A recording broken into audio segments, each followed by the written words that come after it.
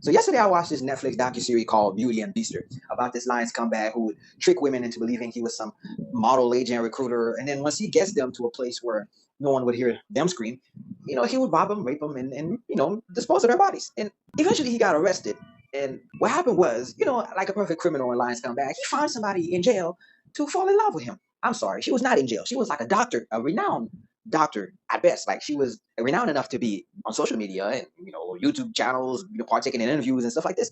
And she helped him escape jail by being a doctor. She had her ways basically. And this story gets even funnier because it's one of them stories because I had to watch this whole thing like it was some kind of comedy, even though there's a lot of people. Not a lot, but a lot of women specifically who didn't make it. For some other women who, for some reason, didn't see all that as like a problem to help a criminal escape and have a whole relationship with him, like she was Clyde to his body. And like I said, things get funny because throughout the whole docu-series, everybody was asking the same question. How did this dude pull this bitch? And the typical answer that I always give everybody who's not paying attention to these kind of stuff is self-destruction.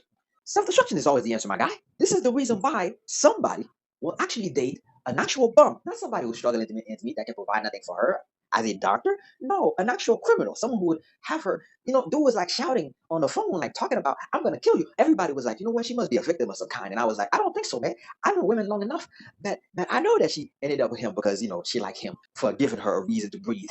She's crazy. Anyway, the docuseries kind of end on this note that he was convicted already, so he didn't really commit any crime once he evaded jail again, and so he's gonna serve his remainder in jail for life. But when it comes to her, she's still being prosecuted, and they're still trying to figure out what to do with her.